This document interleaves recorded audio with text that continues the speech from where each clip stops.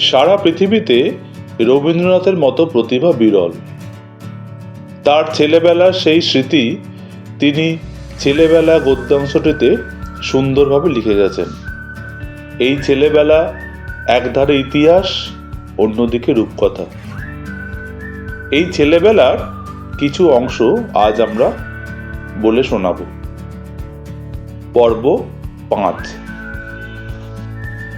আজকের পর্বে উঠে আসবে সেকালের যাত্রাপালার অদ্ভুত গল্প। তাহলে শুরু করি। আমাদের সময়কার কিছু পূর্বে ধুনিগড়ে ছিল শখের যাত্রার চলন। মিহি গলাওয়ালা ছেলেদের বাছাই করে নিয়ে দল বাঁধার ধুম ছিল। আমার মেজ কাকা ছিলেন এই রকম একটি শখের দলের দলপতি।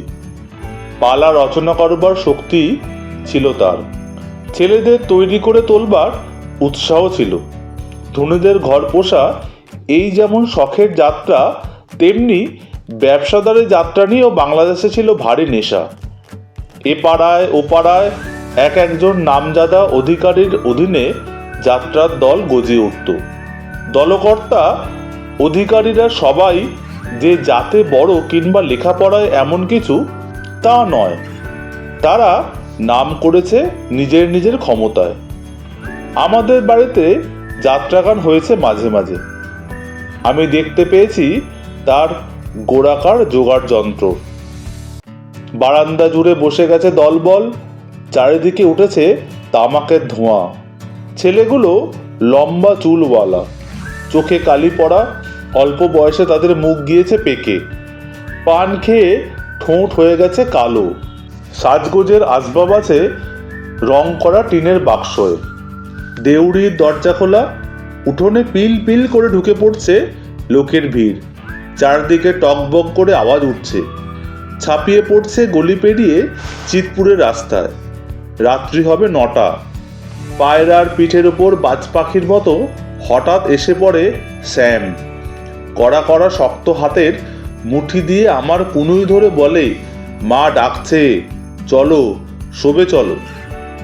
লোকের সামনে এই টানা হেজরায় মাথা হেঁট হয়ে যেত।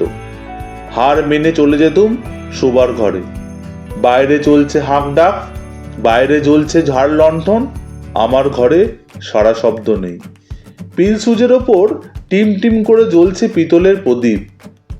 ঘুমের ঘোরে মাঝে মাঝে শোনা যাচ্ছে নাচের তাল, ঝমাঝম করতাল।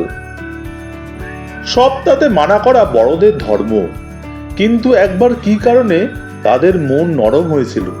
হুকুম বেরোলো, ছেলেরাও যাত্রা শুনতে পাবে। ছিল নল দময়ন্তীর পালা। আরম্ভ হবার আগে রাত 11টা পর্যন্ত বিছানায় ছিলাম ঘুমিয়ে। বারবার ভরসা দেয়া হলো সময় হলেই আমাদের জাগিয়ে দেবে।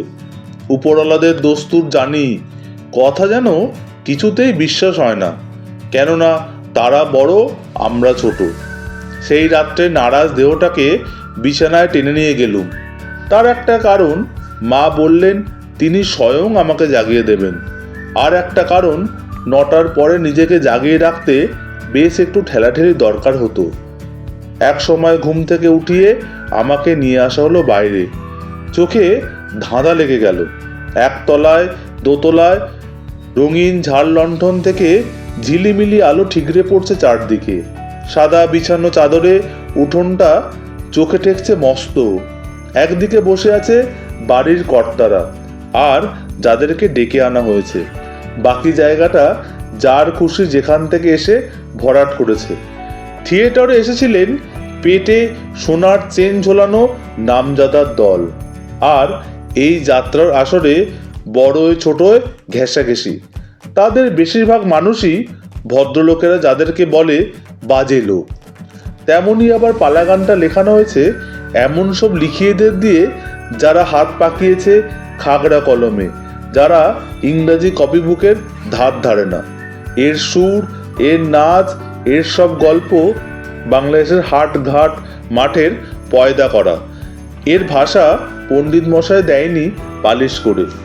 সবাই যখন দাদাদের কাছে এসে বসলুম, রুমালে কিছু কিছু টাকা বেঁধে আমাদের হাতে দিয়ে দিলেন।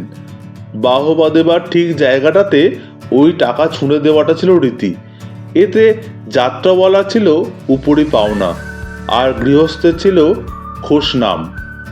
রাত ফুরোয় যাত্রা যেন ফুরোতে চাইতো না। মাঝখানে নেতিয়ে পড়া দেহটাকে আড়কোলা করে কে যে কোথায় নিয়ে গেল জানতেও পারেনি। জানতে পারলে সে কি কম লজ্জা? যে মানুষ বড়দের সমান সারে বসে বকশিস দিচ্ছে ছুঁড়ে, উঠোন শুদ্ধ লোকের সামনে তাকে কিনা এমন অপমান! ঘুম যখন ভাঙলো, দেখি মায়ের তক্তপোষে শুয়ে আছি। বেলা হয়েছে বিস্তর, ঝাঁঝা করছে রোদ্দুর, সূর্য উঠে গেছে, অথচ আমি উঠিনি। এ ঘটনা ঘটেনি আর কোনোদিন। শহরে আজকাল আমোদ চলে নদীর স্রোতের মতো, মাঝে মাঝে তার ফাঁক নেই। রোজে যেখানে সেখানে যখন তখন সিনেমা, যে খুশি ঢুকে পড়ছে সামান্য খরচে। সেকালে যাত্রাগান ছিল যেন শুকনো গাঙে ক্রোশ দ্রুকোশ অন্তর বালি খুঁড়ে জল তোলা। ঘন্টা কয়েক তার মেয়াদ, পথের লোক হঠাৎ এসে পড়ে, আজলা ভরে তেষ্টা নেয় মিটিয়ে। আগেকার কালটা ছিল যেন রাজপুত্তর। মাঝে মাঝে পালা পার্বণে যখন মর্জি হতো, আপন এলাকায় করত দান খয়রাত। এখনকার কাল সওদাগর পুত্তর, হরেক রকম ঝকঝকে মালা সাজিয়ে বসেছে সদর দরজার চৌমাথায়। বড় রাস্তা থেকে খদ্দের আসে, ছোট রাস্তা থেকেও আসে।